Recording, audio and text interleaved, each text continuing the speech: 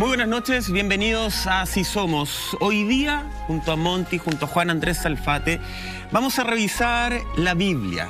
Este libro que de alguna forma todos en algún momento hemos tenido que leer, algunos por gusto, otros por obligación o por simple curiosidad. Pero vamos a revisarlo desde el punto de vista ufológico. Le vamos a dar una mirada ufológica a la Biblia, este libro que para muchos expertos narra en varios pasajes de su escritura contactos con seres de otro planeta. Arranca de esta forma a ese proyecto OVNI para que ya comentes en todas las redes sociales. Juan Andrés Salfate, hoy día viene a aprender. Sí, no dejar de mencionar que hoy día de manera exclusiva tenemos una entrevista con quien es uno de los máximos referentes del tema de la ufología.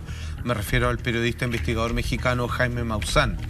Sin ir más lejos, a lo largo de los años en este programa, muchas de sus investigaciones, de sus documentales y programas a lo largo de las décadas nos sirvieron para construir nuestros propios temas en esta área. Así que agradecido de este hombre que solo quiso hablar con nosotros. Excelente. Y más dentro adelante de todo el vamos a entrar en continente. Tal cual.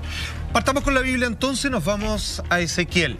Ezequiel, dentro de los profetas, en términos ufológicos, probablemente ha sido el más estudiado hasta este momento. Incluso al punto, junto con el tema del arca de Moisés, de llegar a construir el artefacto que este profeta dice haber visto con sus propios ojos, llegando a la conclusión que probablemente lo que él describe es la comparativa de un hombre que vivía aproximadamente entre 500 y 600 años antes de Cristo, lo que hoy llamaríamos como una verdadera nave espacial. Ante sus ojos lo que ve son seres angelicales que en nada se parecen a las pinturas renacentistas, así como querubines, como criaturas hermosas andrógenas con alas. La verdad es que son seres relativamente terroríficos. De hecho, los estudiosos de los ángeles hablan de los efines, que serían la verdadera descripción de los ángeles. Literalmente como están descritos en distintos puntos de la Biblia, y lejos de ser criaturas antropomórficas, son como ruedas gigantes con miles de ojos, con alas entrecruzadas de distintas especies que lanzan fuego. Es una cosa un poquito más espantosa, pero imponente, que supongo que es la idea que querían los ángeles. Atención, este hombre, que pertenece a un grupo de sacerdotes de la élite, muy acomodado como un portador de la voz de la divinidad, aún así, pese a su comportamiento y ser un disidente con ideas más rupturistas, es erradicado y desterrado, obviamente, de su orden y del propio pueblo judío. Sin embargo, él, en este encuentro que pasamos a narrar ahora, queda al descubierto que es un vocero legítimo de la palabra de Dios. Lo que él se topa, con lo que él se encuentra, insisto, hasta el día de hoy, es uno de los más controversiales pasajes de estudio para los ufólogos dentro del libro bíblico. ¿Lo pasamos a leer, Monty? Exactamente. Veamos entonces lo que dijo, lo que está escrito en el libro de Ezequiel. Vi una gran nube. En medio del fuego había 4 seres vivos con forma humana. Sin embargo, cada uno tenía 4 caras y 4 alas. Sus piernas eran rectas, con pezuñas como las de buey. Brillaban como bronce pulido. Hay que tener en consideración en qué contexto de la historia pasa esto, maestro. Tú lo decías, años 600 antes de Cristo, en donde quizás no había muchas referencias para poder hacer comparaciones, ¿cierto? Claro. No se parece a nada, digamos. Exactamente. Y no sé si Ezequiel había tenido conversaciones de un tipo más o menos similar con otras personas, como para ver si efectivamente se trataba de un mismo fenómeno o no. Ahora, este libro de Ezequiel, que está en el Antiguo Testamento, se caracteriza por mostrar esas visiones bien apocalípticas y otras también con un sentido más teológico sobre todo lo que tenía que ver con el exilio y este tan anhelado retorno hacia las tierras. Entonces también, de alguna u otra manera, tratando de buscar alguna explicación sobre esas visiones que tenían y si efectivamente podían tratarse de alguna señal para volver a estas tierras. Exacto. ¿Cierto?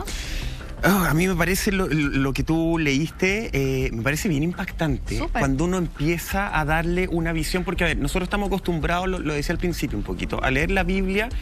A algunas personas les gusta, yo en mi caso la tuve que leer algunos pasajes por obligación, y uno está acostumbrado y tiene este dogma de la Biblia, en el fondo como esta imagen de casi a un Dios hablando, por ejemplo, más adelante lo vamos a ver con un altoparlante, ¿cierto? Y comunicando cosas, como imagen que viene muy desde la etiqueta que te van generando en el colegio.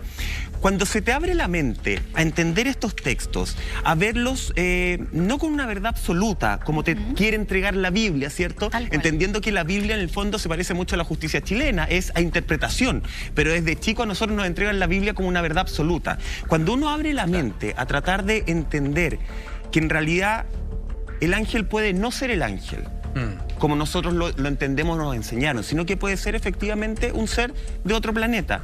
Cuando empiezas a analizar que hay estudios que hablan desde el origen de la vida, incluso Adán y Eva, si te quieres ir a esa teoría, que también podrían ser extraterrestres, se abre un mundo de comprensión bien distinto de la Biblia, bien distinto de sus personajes, y se genera un interés también que a mí me parece tremendamente llamativo, tremendamente exquisito en cuanto a que siento es una forma distinta a conectarse con una realidad que la Iglesia con sus actos ha tratado de alejarnos constantemente. Y ahí uno se pregunta por qué, yo sé que hay muchas teorías, ¿cierto? Nos empiezan a tirar piedra, pero ¿por qué hay tantos evangelios apócrifos, por ejemplo? ¿Por qué hay tanto que se dejó afuera? ¿Hay tanto porque no se pudo confirmar? ¿O hay tanto porque hay una verdad que de todos los tiempos siempre se ha querido negar, como es la presencia de seres de otros planetas? Es bien interesante lo que tú planteas. Nosotros lo hemos dicho en más de una oportunidad. A ver, la gente piensa probablemente que existe una Biblia y que comas más, puntos seguidos menos, todo se trata un poco de lo mismo. No es una de principio a fin, sin ningún anexo. La Biblia tiene una cantidad de cambios y de versiones en donde incluso los 10 mandamientos entregados a Moisés han sido cambiados a lo largo de la historia infinitas veces. Solamente debo decir que sí, en todas las Biblias, el último párrafo de Apocalipsis, o sea, cuando uno se va a la última hoja a ver como quién es el asesino, el mayordomo más o menos, y lee, las últimas palabras vienen de Dios y dicen: quien se atreva a colocar o quitar alguna palabra de lo que está acá, las penas del infierno. Bueno, eso lo han hecho a lo largo de la historia infinitas veces. Siempre. Sin embargo, el libro de Ezequiel parece permanecer intacto, y aquí es cuando uno tiene que entender, estamos frente a una interpretación poética del testigo que escribe este texto, o está describiendo exactamente lo que ve, sin cambiar nada, tratando de compararlo, asemejarse a lo que él conoce, que es bastante poco en relación a lo que nosotros, seres del siglo XXI, podemos tener contacto en términos tecnológicos. Pero Salfate, mira, por ejemplo... Es que mira, para analizar lo que dice la primera, perdón, Dani, porque se puede decir qué es lo que está viendo. Mira, a ver. En el primer texto, ya vamos a mirar el segundo, dice: vi una gran nube. Le llama nube a algo que vuela, a algo que está en el cielo. Nada que no sea un ave está en el cielo más que una nube, como un objeto que a veces está y después no. El sol está siempre, todo lo demás. Entonces, algo que vuela, para él solo puede ser una nube, sobre todo si es relativamente prístino, ¿cierto? Tiene una masa consistente, y en medio del fuego que es una nube. O sea, esta nube viene acompañada de un fuego, que parece un sistema de propulsión, que parece un cohete. Estoy relajado, digamos, en este relato, pero que se entienda cómo se puede interpretar, tal como decía Michael. 4 seres vivos salen de acá con forma humana. Ya vamos a la descripción. Forma humana es porque tienen extremidades, tronco y cabeza. O sea, lo que él asume que es más parecido. Más o menos una persona, dice él, ¿ok? Cada uno tenía 4 caras, ya vamos a ver eso, si es que tenían algo adosado al rostro, como una escafandra, como un casco, que él dice, chuta, tiene forma regular, un casco de moto. Uno dice, pero tiene como que se le ven los ojos acá, tiene una cosa, una antena, entonces empieza a interpretarlo como sea. Y sus piernas eran rectas. Y aquí es cuando algunos están diciendo, sí, que están hablando de la nave, de esta nube, que eran como posaderas para aterrizar, con pezuñas, vale decir que es donde, como un módulo lunar. Cuando el módulo lunar llega, obviamente, a nuestro satélite natural, tiene un plató, digamos, que es donde se deposita, que brillaban como el bronce pulido. Claro, estaba describiendo algo metálico, que es recto, que son patas, claro, dicen son las patas con lo que se posó, pero son cosas rectas que parecieran ser como las patas de una nave y que tiene como una pezuña de buey y de bronce pulido. O sea, claramente parece describir una nave espacial, una posadera. Entendiendo que una nube no brillaría de alguna forma como ese bronce pulido, ni tiene esas pezuñas. Revisemos otra gráfica. Que es donde describe a los seres. Que es justamente donde va. Todo esto es el mismo encuentro. En el fondo va describiendo, ya describió esta especie de nave, ahora vamos a describir a las personas. Dice: bajo sus alas, en los 4 costados, tenían manos de hombre. Las alas de los 4 se tocaban unas con otras. Los 4 tenían también una cara de águila. Sus alas estaban desplegadas hacia arriba. Cada uno tenía 2 alas que se juntaban con los de sus compañeros y 2 alas que le cubrían el cuerpo. Esa es justamente la segunda gráfica. Yo en la primera, a mí me queda muy, y por eso quería como detenerme en esa, que me queda muy claro que es, por lo menos con el conocimiento que uno tiene hoy en día, ¿cierto?, una nave espacial. La segunda ya me complica el entender. Está hablando de los seres. Esta imagen de los seres, el tema de las alas. ¿A qué podría llegar a hacer referencia ese tema de...? Porque los ve además conectados. Entiende que son 4 seres, pero que están conectados entre sí. O podría entrar de repente a lo que nosotros hemos comentado muchas veces, que un ser o una nave espacial puede no solamente ser materia, sino que también ser energía. Mira, lo que se ha llegado a concluir, a ver, pensamos que para él es una cara relativamente terrorífica. Dice que los rostros de estos 4 seres tienen caras que él los vincula con animales. Habla de cabras, leones, águilas y todo lo demás. Entonces, él no está viendo un rostro humano, que es una nariz, un labios, 2 ojos, sino que sabe que donde está la cabeza, como él lo ve, dice, se parece un águila. O sea, está tratando de ver de algo que debe ser puntúo, ¿cierto? Claro. Algo más liso. Está tratando de buscar una referencia que él conoce a algo que no entiende. ¿Y qué se parece un águila si yo lo simplifico en términos de vectores? Pareciera ser que es algo que no tiene mayores características, así como cejas, ¿cierto? Orejas, todo lo demás, sino que es como algo liso, pero que tiene como un pico, tiene como algo que sobresale, tiene una extensión en su cara. Cuando habla de alas, él tiene que hacer rápidamente una interpretación. Dice, estas cosas llegan al suelo y ponte tú que bajan flotando o volando. Entonces vuelan. Entonces cualquier cosa que yo vea ahora son alas, porque hasta lo que yo sé, las cosas vivas que vuelan tienen alas. No puede ser otra cosa. Entonces, si es que este traje tuviera, por ejemplo, una especie de mochila, si tuviera extensiones, en donde al estar los 4 parados, dice, 2 alas están así, y las otras están tocando unas con otras, porque claro, al estar juntos, parte del traje o del fuselaje que tiene, digamos, estos seres, estarían tocándose con los demás, y los otros los están cubriendo. Él pareciera que no puede distinguir de las partes, por ejemplo, si viéramos un traje espacial, digamos, pero un poquito más parafernálico del que conocemos, veríamos que es un hombre que tiene una cara, digamos, como de búho, por ejemplo, porque no sabría con qué más compararlo, y que tiene una serie de aparatos, como una mochila, tiene una antena de telecomunicaciones, tiene un traje que es mucho más amplio y puede que tenga algún tipo de artefactos que lo colocan en la tierra, de los cuales se suspende y todo lo demás, y trata de decir, ya, entonces bajó volando, estas deben ser las alas. Entonces trata de hacer una descripción que es muy rara. O sea, más fácil. Si lo que él vio es literalmente así, no tiene ningún sentido. Porque nosotros tendríamos que empezar a preguntarnos cuál es el vínculo de las águilas en relación a las representaciones angelicales y cómo deberíamos empezar a ver a estos animales voladores de aquí en adelante. O sea, claramente lo que él ve es tratar de... ¿A qué se parece esto? Claro. Y falla en el intento, pero sin embargo da una exquisita y detallada descripción, pero muy errada en su conceptualización. Claro, y es una mezcla de cosas, porque primero él menciona algo sólido que refleja luz, algo metálico, algo recto. Tiene fuego. Nada en la naturaleza tiene líneas rectas. Ni los animales, ni las personas. Claro. Por otro lado, también podría eventualmente haberse tratado de un ser volador extinto, que ya hoy día no existe en esta era. Entonces son muchas cosas las que se mezclan, y también pocas veces en la Biblia alguien ha descrito, ¿cierto?, un objeto así como tan fuera de lugar, muy como fuera. Lo que también se describe en la siguiente gráfica. Mira, pasemos a revisar lo siguiente.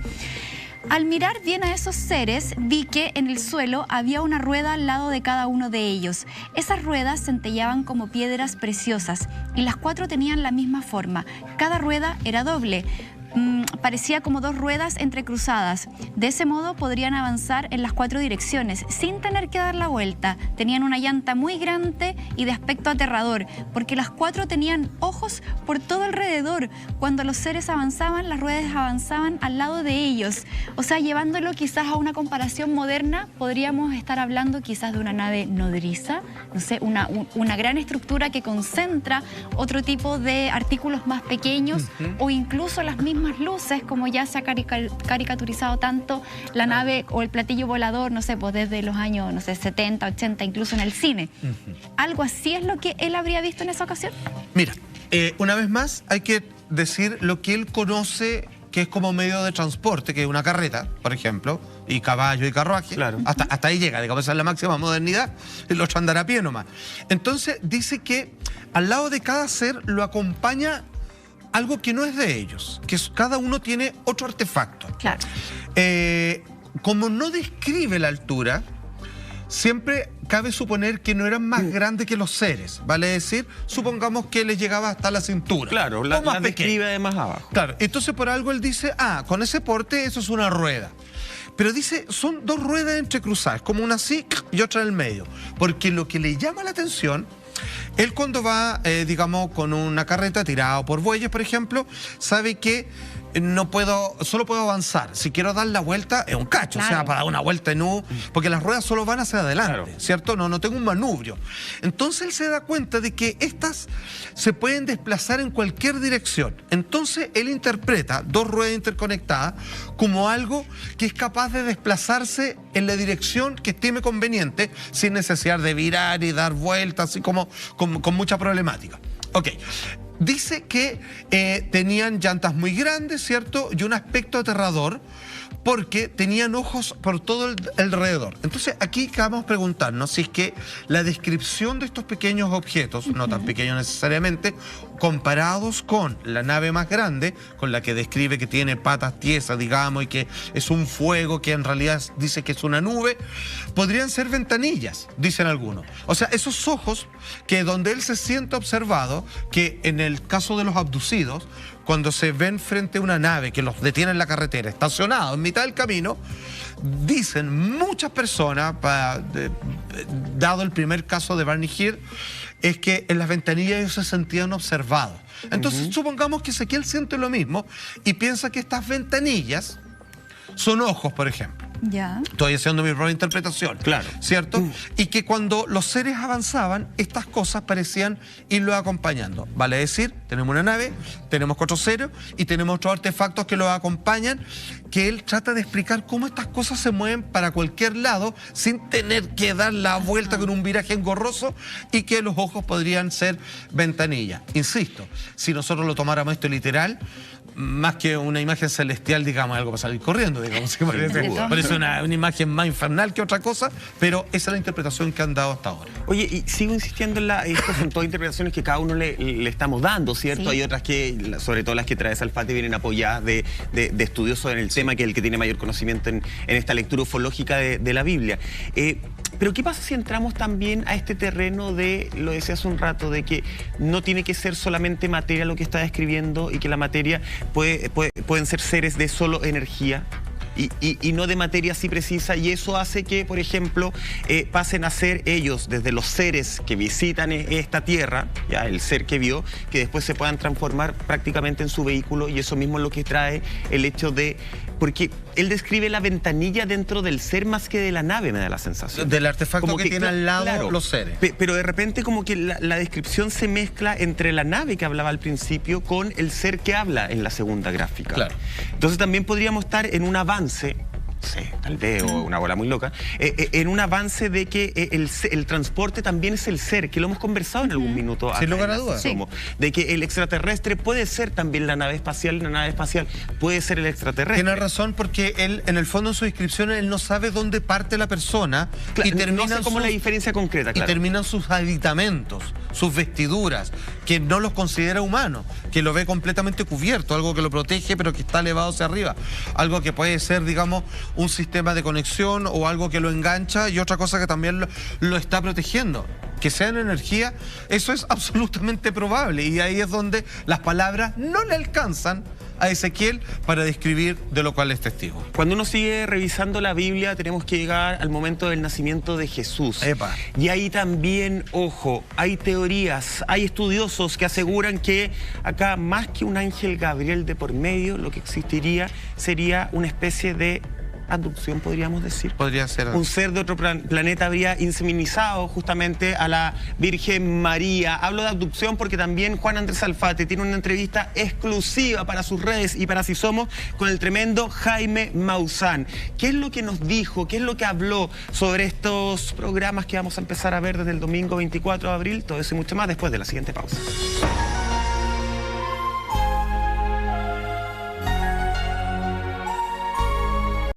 día. Oye, qué rico es tomarse un mate en la mañana en todo momento. Juan Andrés Alfate, continuamos con este AS Proyecto OVNI. Ya lo anunciamos en un español muy mal de mi parte antes del corte.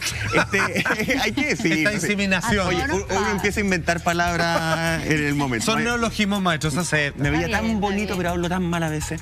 Ya, vamos con esto. Vamos con el inicio justamente de esta historia que todos conocemos, ¿cierto? Sí. Tan popular, Ángel Gabriel que viene, le cuenta a la Virgen María, después llega la palomita, listo. Llega el nacimiento, llega Jesús a nuestras vidas. Sí. ¿Qué habla la ufología con respecto a esta situación? A ver, al igual que las apariciones marianas, que esto es súper interesante, porque, por ejemplo, así tanto como la Virgen de Lourdes, ¿cierto? Frente a los niños en Portugal, la descripción exacta, cuando tú te vas a la fuente, porque hoy día uno la cuenta, dice, y bajó la Virgen y habló a los niños pastores, ponte tú.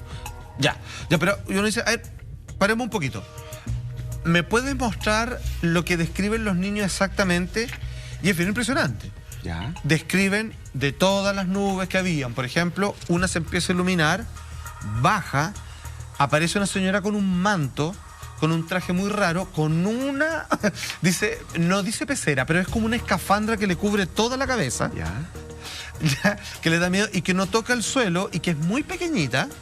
O sea, no tiene el tamaño de una mujer normal, digamos, como 1,45 m, 1,50 m. Eso es lo que se ha dicho en relación a los niños que estaban ahí. Y comienza a hablarles sin abrir la boca. Entonces, claro, no se parece tanto a la Virgen ahora. ¿Te das cuenta? O sea, tiene un casco y una serie de cosas. Y eso está en los escritos de los testigos directos de esto. Entonces, vámonos ahora al Evangelio. Entonces se habla de que profetas como Isaías, que ya hablaban, se viene el Hijo del Hombre. Se viene una parte de la Trinidad, Dios representado como humano en la tierra. Ok. A sabiendas de esto, mandan a asesinar, digamos, los primogénitos del pueblo de Israel, y José, obviamente, logra escapar con su esposa María, muy jovencita, ¿cierto? Y tiene a su hijo en un pesebre. Ok. Previo a eso, la descripción que se hace de cómo es concebido Jesús en el vientre de María, mujer virgen.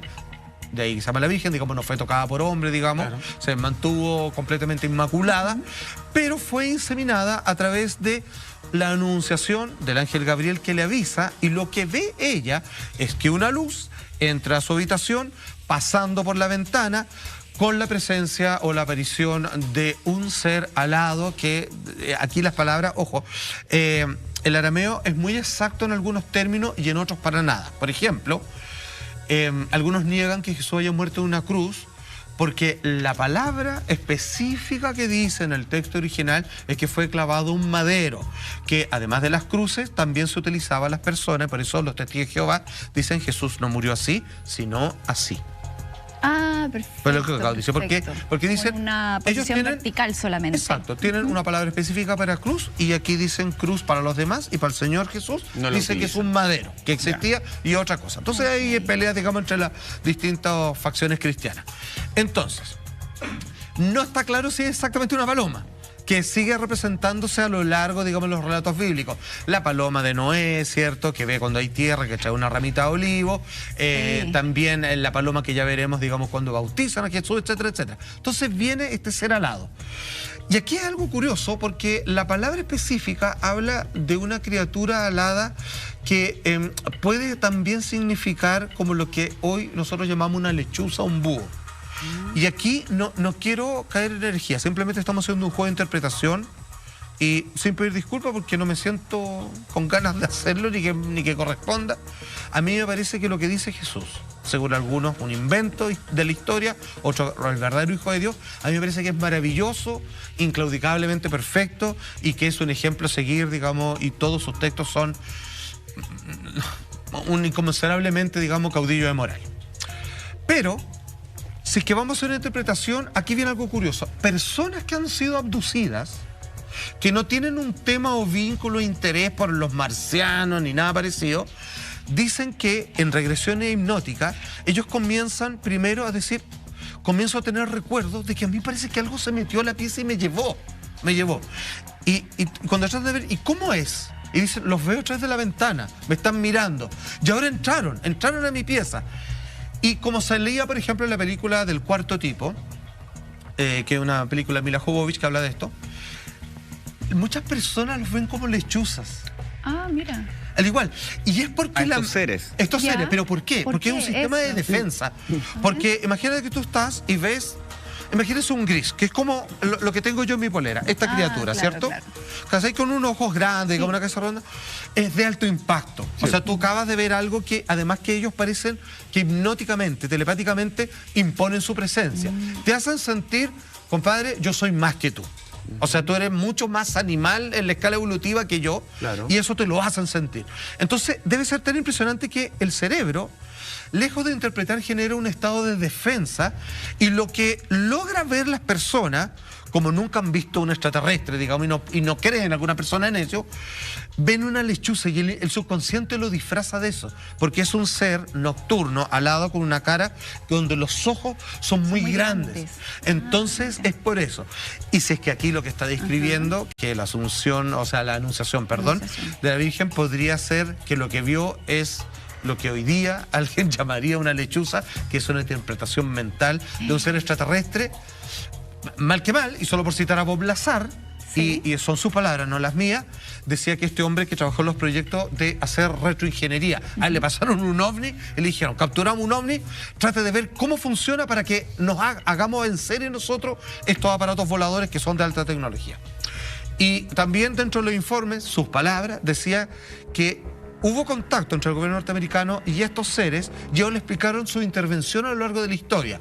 Y ellos le dijeron, es parte de lo que él dice, como de los papeles que yo tenía que estudiar, es que Jesús lo crearon ellos, porque ellos necesitan que nosotros estemos pacíficamente conviviendo, porque somos muy importantes nuestros envases biológicos, y que Jesús lo crearon para que nosotros viviéramos en paz y no tan bélicamente, digamos, como es nuestra naturaleza. Oye, sin duda que la figura de Jesús es la más estudiada de toda la historia en muchos ámbitos, en muchos niveles, en la ufología también. Pasemos a revisar algo que está en el Evangelio de según Mateo, en el Nuevo Testamento. Dice Claro, lo Mateo. siguiente, sí, Mateo. Una vez bautizado, Jesús salió del agua. En ese momento se abrieron los cielos y vio al Espíritu de Dios que bajaba como una paloma ¿Era acá? y se posaba en él. Al mismo tiempo se oyó una voz del cielo que decía, este es mi Hijo, el amado, este es mi elegido. Y aquí hartas teorías también por parte de los ufólogos, por ejemplo, que decían que la estrella de Belén era una nave espacial que guiaba a los Reyes Magos. Claro. Y también todas estas voces que hablan en los evangelios no serían la voz de Dios, sino más bien sería una nave espacial, Un ¿cierto? intercomunicador. Como una especie de ruido que trataba de comunicarse con ellos. Pero lo que se relata acá tiene que ver con esta figura elegida, o sea, esta persona de carne y hueso que fue elegida por un ser, ¿cierto?, espiritual, que se quiso encarnar de alguna manera en esta figura terrenal. Sí, Eso es lo que podemos interpretar Sí, de acá, ¿no? es complejo, porque la figura de Jesús es uno de los bellos misterios, digamos. ¿Qué es? ¿Es un hombre? ¿Es Dios? Claro. Ambas cosas. Duda, sabe cuáles son sus potestades, pero le da miedo, por ejemplo. Quiere de alguna manera evitar que lo crucifiquen, etcétera, etcétera. Bueno, aquí tiene 30 años. Él va a buscar a Juan Bautista, que era como un profeta loco, medio salvaje, claro, su primo, sin ir más lejos, y ve y lo reconoce. Y están todos haciendo fila ahí en el río Jordán, si mal no recuerdo, y están todos recibiendo que los esperen en el agua y todo lo demás. Entonces todos decían, él es el Mesías realmente. Y él decía, no, el Mesías Bautista. está por venir. Juan Bautista. Creían que él era. Creían Ok. que él era. Y que, digamos, Salomé le cortó la cabeza y todo lo demás. Oh. Bueno. Y viene Jesús y bueno, él acá recién, así como, ahora parto, me voy a declarar como el Hijo de Dios. Y lo ve y lo reconoce al tiro. Dice, compadre, y dice Juan Bautista, es aquí el Hijo de Dios, el Hijo del Hombre, dice. Y lo que él hace es como, le dice, bautízame. Y él le dice, ¿cómo te voy a bautizar yo a ti? Tú bautízame a mí. Y él dice, no, esto se tiene que ser así, le dice Jesús. Perfecto, hago lo mío, toma el agua, se lo coloca en el chakra coronario, que para mucha gente de la cultura de la India y todo lo que dicen que no es casual, digamos, que es despertar, digamos, el último nivel de antena que te conecta con el cosmos, ponte tú. Ahí poniéndome así como ¿Como más la glándula florido. pineal? Como la glándula pineal, digamos, que se calcifica, que eso es ya ciencia real, se calcifica a muy temprana edad y que regula parte del sueño, lo onírico, bla, bla, bla. ¿Qué es lo que pasa? Lo unge, le cae el agua y baja una paloma. Y todos ven que baja una vez más esta criatura alada. Acuérdense que para ellos si vuela es pájaro. Si eso es lo que pasa. Sí. Porque nada más puede volar que nada más los pájaros. Eso es lo que hemos visto toda la vida y no puede ser otra cosa. Baja esto, se abre el cielo y aparece una voz que, ojo, lo que habla se escucha como un trueno, que algunos entienden. Y que, como tú bien decías, este es mi hijo, el amado, este es mi elegido. Eso es lo que se dice la voz. No sé si lo habrán entendido todos los presentes, que no había poca gente ahí. O simplemente escucharon el trueno, pero un trueno también puede ser asociado a tantas cosas. Un sistema de propulsión, un cohete, cuando pasa un avión, en fin. Aquí puede que me esté pasando de rosca, pero el caso es que, si tú lo piensas bien, es raro lo pintoresco, lo folclórico que es todo, cuando no es necesario que sea así. Es como que, era como que antes era una tradición de, y vino un fuego con 10 ojos y 4 antenas y me habló al revés. Y hoy día esas cosas no ocurren, digamos. Claro. Pero es la interpretación que ellos hacen. Sí, siempre me ha llamado la atención porque, y tú lo decías hace un rato, como de esto de pedir disculpas. Dice, no tengo que pedir disculpas. Siempre me llama la atención cuando a la gente le molesta tanto el tratar de buscarle otras interpretaciones a la Biblia. Sí. Tanto esto de, no, es que tiene que ser como dijeron y tiene que ser divino. No le estamos robando nada a nadie. El ser un ser de otro planeta también puede ser algo divino. Más que nosotros.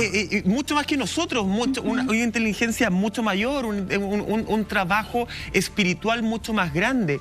Y por algo esa persona fue elegida. Tengo una idea que se me ocurrió, que la quiero plantear, pero antes dame un segundo porque los quiero dejar con el siguiente consejo de nuestro auspiciador, Yerba Mate Verde Flor.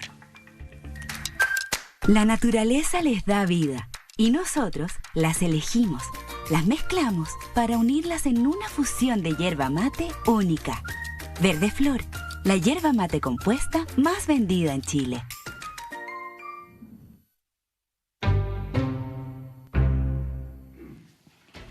Ahora sí, Michael, ¿cuál es esa idea que querías plantearnos? Lo que pasa es que Salfate estaba hablando algo que yo, dentro de mi ignorancia bíblica, esto que uno está acostumbrado a imaginarse a Dios con el altoparlante hablando, claro, es un rugido que en realidad pocos entienden. ¿Cierto? De hecho, a Moisés, cuando estaba en Monte Sinaí, decían, ahí vive Dios. Los pastores están ahí y se escuchaba solo a través de rugidos. Lo escuchaban cuando había tormenta. Como esa especie de trueno que en el fondo entienden y escuchan los elegidos. Claro. No es lo mismo cuando pasa con un objeto volador no identificado. No es lo mismo que de repente podemos estar todos nosotros acá presentes o en una carretera, pero solo algunos ven ese objeto, solo algunos hacen esa conexión y entienden lo que ese objeto quiere hacer, solo algunos pueden haber 10 en una sala, pero solo uno es abducido, no son los 10 abducidos. Es interesante lo que planteas, sí. Más que el espacio es, y por eso lo conecto con esto y es la idea que me haya surgido, de repente no es el espacio, no es el hecho de lo que yo vi. Acá se repite, la Biblia también habla de elegidos. Y los extraterrestres y los objetos voladores no identificados también se basan en elegidos. No en todos, no en cualquiera. Pareciera que, a ver, aquí solamente hay 2 opciones. Te topaste, digamos, en el lugar preciso, digamos, cuando iba pasando y dijeron... O, efectivamente, tú eres una persona de interés para hacer contacto, digamos, o que tú le generaste algo llamativo que quieren investigar en ti. La verdad que hablamos que incluso podía existir algo genético porque de repente era de generación en generación. Mira, como es estas cosas, pareciera que una vez más la respuesta correcta y que no es una saca de pillo, son todas las anteriores. Y es verdad. Oye, sigamos revisando más gráficas, ¿les parece? Sí, porque hay 2 momentos que podrían decir o podrían ser una teoría o un argumento para los ufólogos digo, para decir que Jesús efectivamente era un ser del espacio exterior y tiene que ver con la transfiguración y con su ascensión. Pasemos a revisar también lo que aparece en el Evangelio según Mateo. 6 días después, Jesús tomó consigo a Pedro, a Santiago y a su hermano Juan, y los llevó aparte a un monte alto. A la vista de ellos su aspecto cambió completamente. Su cara brillaba como el sol y su ropa se volvió blanca como la luz. O sea, luminosa. Enseguida vieron a Moisés y Elías hablando con Jesús. Imagina. Pedro tomó la palabra y dijo a Jesús: Señor, qué bueno es que estemos aquí. Si quieres, levantaré aquí 3 tiendas, una para ti, otra para Moisés y otra para Elías. O sea, físico. Estaba Pedro todavía hablando cuando una nube luminosa, mira nuevamente, los cubrió con una sombra y una voz que salía de la nube dijo: Este es mi hijo, el amado, este es mi elegido, escúchenlo. Espérame, ¿podemos partir como desglosando un poco este texto? Porque creo que Sí, hay se repiten mucha varias información, cosas, se sí. repiten varias Sí. cosas. De Es el Ezequiel. más sencillo de interpretar, de hecho. Pero lo primero que me llama la atención es justamente esto de, a la vista de ellos, su aspecto cambió completamente. Sí. De la transformación de Jesús, que no es solamente en esta etapa, Una sino que también se da transfiguración, transfiguración, sino que también se da en otras etapas. Sí, que es completamente luminoso. O sea, la persona cambia. Acuérdense cuando Jesús es recuperado de la tumba, cuando resucita. Claro.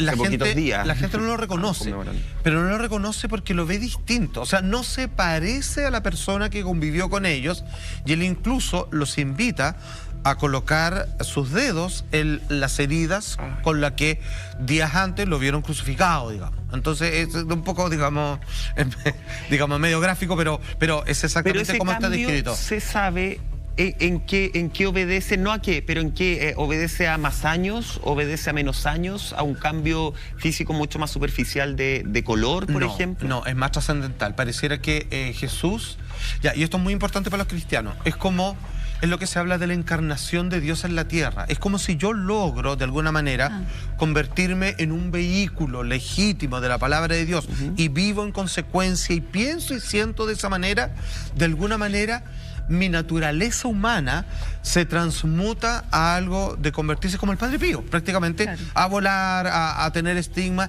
y todo lo demás. Sin embargo, acá hay un dato que es muy interesante y que está confirmado por datos históricos. Cuando digo confirmado, es como tiene mucho peso de estudio, no se puede confirmar. Yeah. Para confirmar algo tendríamos que haber estado ahí. Claro. Y es que baja Elías y Moisés, dos profetas que fueron llevados por Dios antes de que muriesen.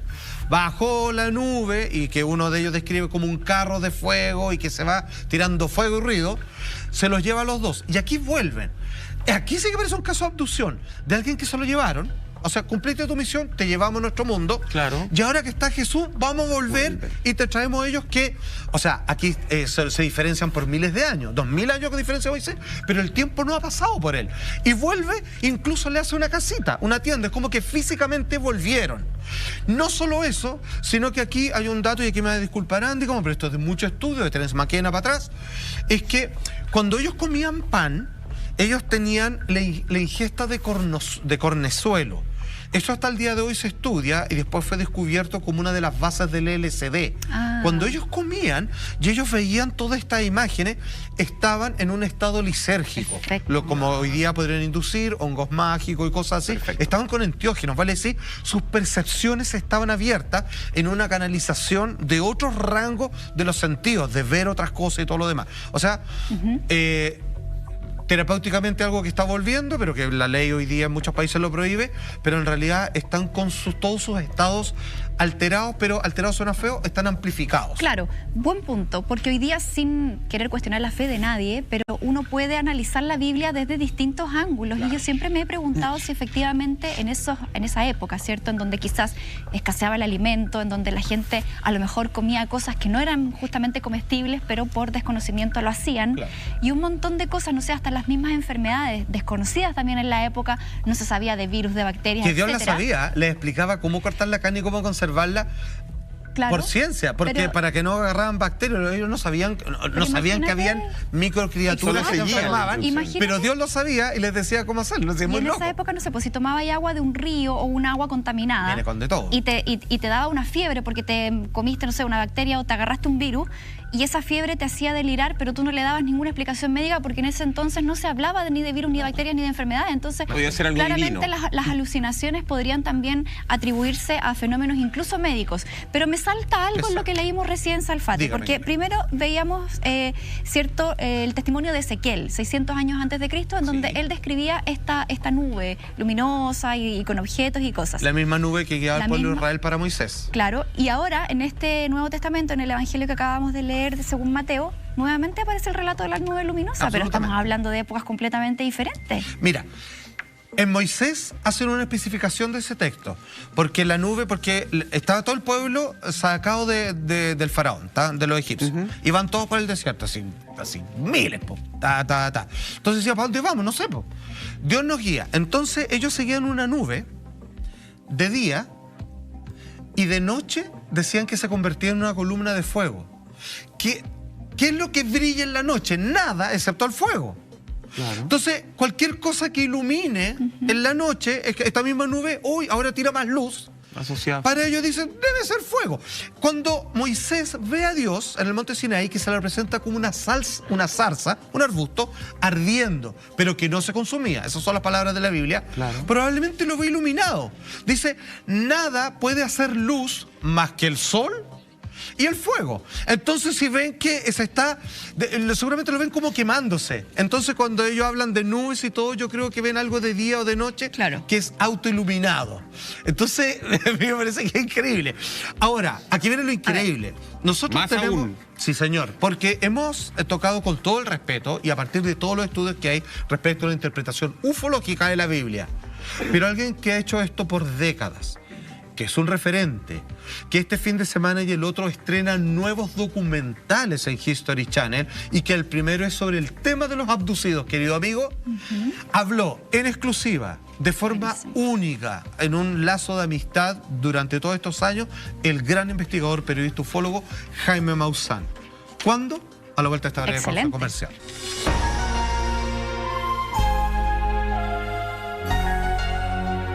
Flor, nosotros continuamos y ponemos en pantalla la siguiente gráfica porque tenemos que hablar también de la ascensión de Jesús. Estos son los Hechos de los Apóstoles 1, 9, 11. Mira, dice, dicho esto, Jesús fue arrebatado ante sus ojos y una nube lo ocultó de su vista. Se repite el concepto de esta nube. Se lo lleva una nube. Claro, ellos seguían mirando fijamente al cielo mientras se alejaba, pero de repente vieron a su lado dos hombres vestidos de blanco que les dijeron, amigos galileos, ¿qué hacen ahí mirando al cielo? Este Jesús que les ha sido quitado volverá de la misma manera que ustedes lo han visto ir al cielo. De ahí el Redentor. Volverá. Claro, I'll be volverá. back. Como, a mí se me mezcla todo lo que en algún momento hemos hablado con respecto a extraterrestres, objetos voladores no identificados. O sea, esta nube para mí yo ya no la puedo ver de otra forma que no sea una nave espacial, que sea como una especie de abducción. Sí, porque es muy poético, una nube. Claro, hay algo inconsistente. incluso, Salfate, se mezcla este tema de viajeros en el tiempo, esta teoría de que los extraterrestres pueden ser incluso viajeros en el tiempo. Por eso yo te preguntaba por este cambio que se representaba en Jesús, si tenía que ver con un cambio como de actitud, un cambio físico, un cambio a lo mejor de venir a mostrarnos realidades que él conoció en otro momento. Puede ser. Que tiene un poquito también con la lógica del saber lo que va a pasar y cómo tenemos que cuidarnos todos para que en el fondo su Padre, Dios, no se enfade nuevamente. Bueno, de hecho, sí se va a enfadar de nuevo. Sí. Palabras de la Biblia. Y ahí ocupan una palabra que es interesante. Para los evangélicos esto es muy importante. Dice, Jesús fue arrebatado. O sea, lo sacaron. Claro. O sea, se lo llevaron, en el fondo. Ok, una abducción. Ya, pero, ok, ya, salgamos de ahí. La Biblia dice, cuando llega el fin de los tiempos, que, ojo, está calculado, ¿ah? Quienes estudian la Biblia en términos de, a ver, qué significa una era, un tiempo, y saben más o menos en qué época debiera ser. Y estamos viviendo esa época. O sea, no es 100 años más, es como más o menos ahora, los que han hecho esos cálculos. Porque está bien descrito en la Biblia cuándo podría ser, no exactamente. Porque La época en que tendría que volver. cuándo tendría que volver. Pero antes de eso ocurre algo.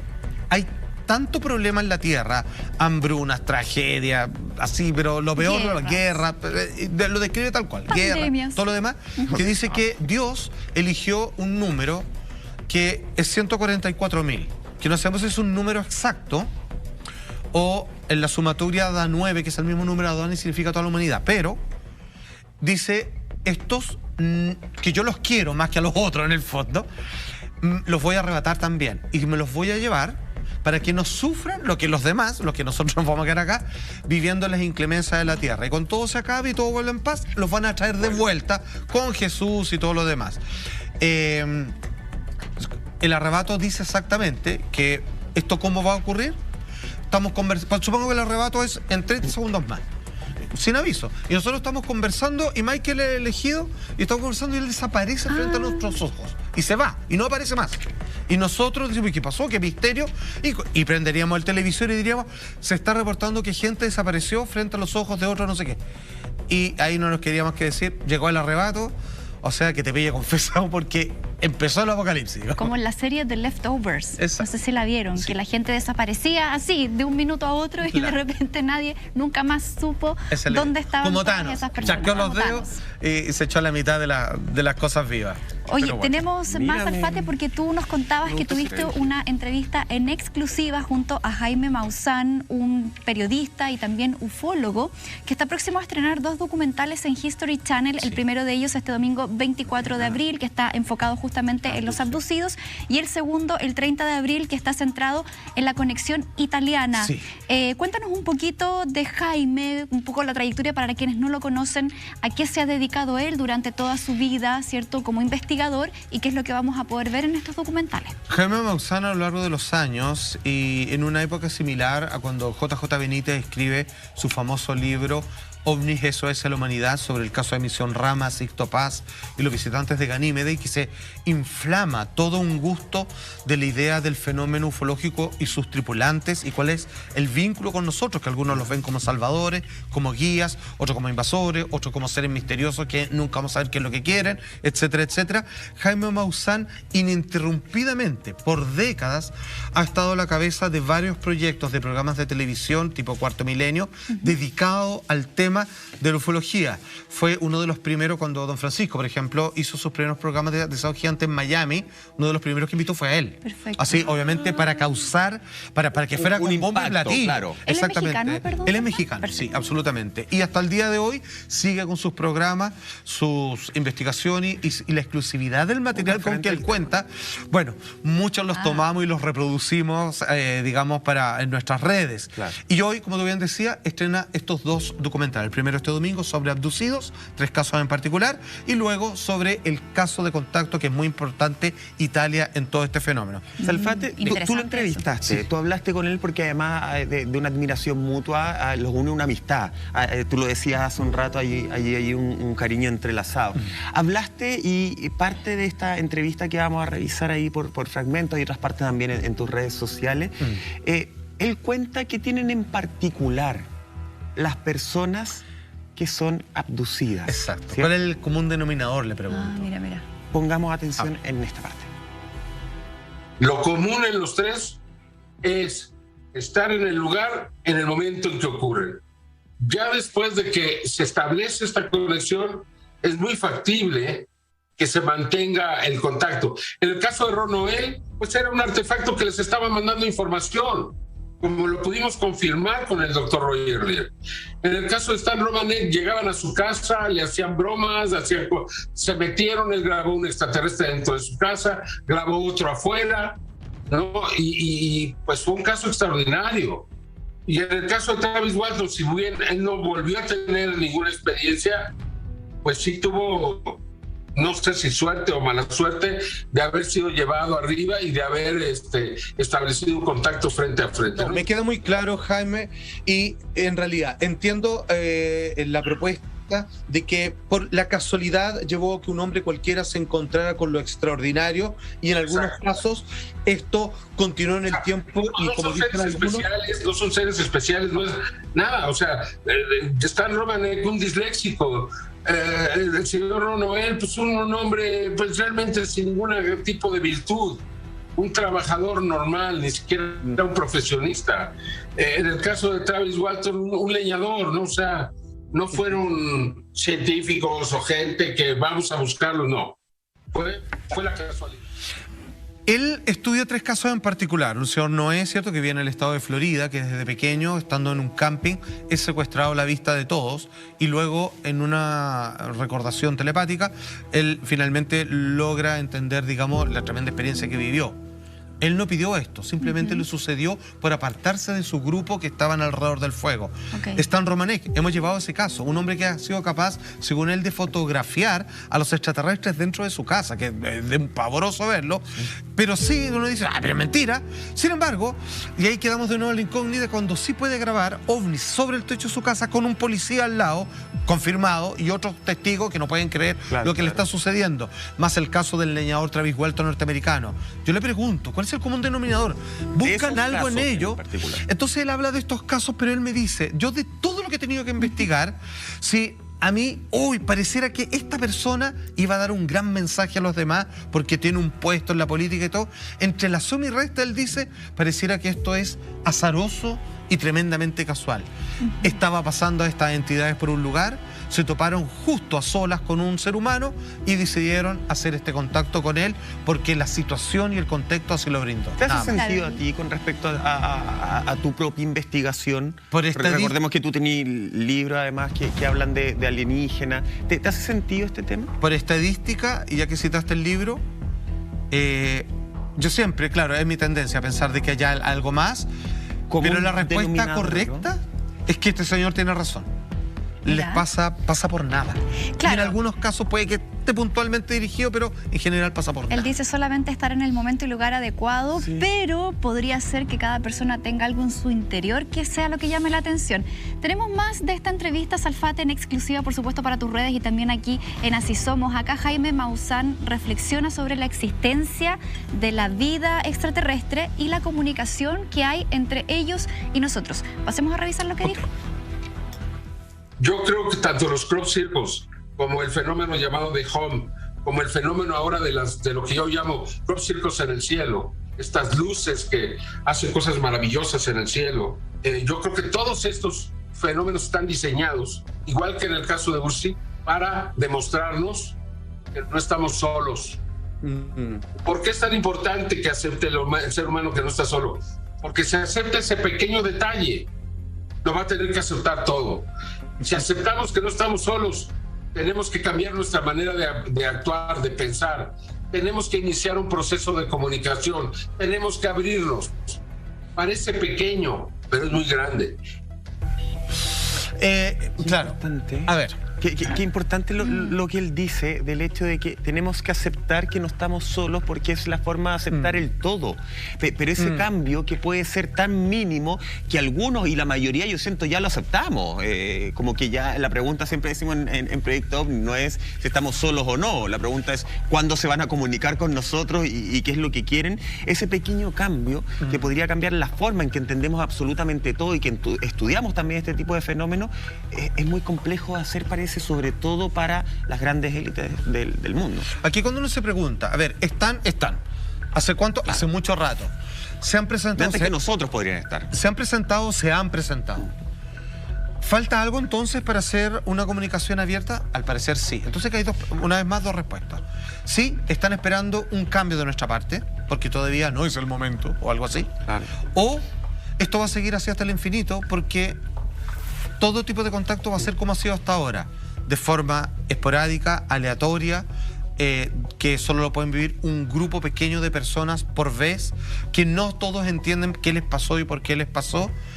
Y finalmente pareciera que el plan, la intención, las ganas, la casualidad de parte de ellos son la fuerza comandante en este fenómeno y nosotros no podemos hacer nada por acercarnos, al parecer, y la verdad es que no podemos hacer nada, sino que el cambio viene de ellos. Claro. A menos que a nosotros nos falte algo. No sé, una toma de conciencia general planetaria. Y que nos falta. Pero duda. para eso, ahí échale 1000 años para adelante, ¿no? Ahí nos falta mucho. No, nos falta mucho por seguir aprendiendo y la autocrítica del ser humano, estamos muy al debe con nuestras acciones, Sí. pero acá Jaime Maussan dice que estos canales de comunicación existen y acá recuerdo lo que decía Aviloev, ¿cierto? Que era tremendamente peligroso tratar de generar esta conexión con los extraterrestres, que nos podría poner en peligro. Claro. Por lo tanto, una cosa es que exista la comunicación y otra cosa es que el ser humano trate de responder o trate de insistir Stephen Hawking sobre era de esa la teoría comunicación. que le da un poquito de miedo. Aviloev incluso lo busca. Su nuevo proyecto, así, trata de hacer eso. Claro, pero advierte que podría ser peligroso.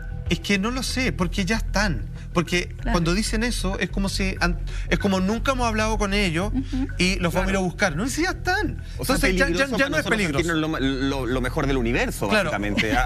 Peligrosos somos nosotros como Lo peligroso seres somos humanos. nosotros para ellos, lo peligroso somos nosotros que tampoco logramos entender que hay otra forma de vida. Entre Claro. suma y resta, yo creo que lo bueno y lo malo de los extraterrestres, los buenos y los malos, ya hicieron contacto con nosotros y debe estar pasando algo por debajo del agua que ni siquiera sospechamos. Desde el egocentrismo, si uno entiende que estas abducciones, si uno entiende que estos avistamientos, cuando se dejan ver para ciertos grupos de personas, ¿cierto? Uno desde el egoísmo podría decir, a lo mejor están preparando ese grupo de personas para. Si están preparando, Eso lo dice. por ende, uno entendería que en algún momento la comunicación va a ser efectiva. Lo puedo mezclar con la Biblia. Es que es un problema mayor. Cuando vuelva el maestro, a lo mejor error, ahí es cuando efectivamente... Es el problema que se genera. Conversemos de eso y conversemos de la última parte que te vamos a mostrar de esta entrevista de Jaime Maussan también. Él habla de qué criterio hay que tener al momento de investigar, qué cuidados se deben tener. Lo revisamos después de la siguiente pausa.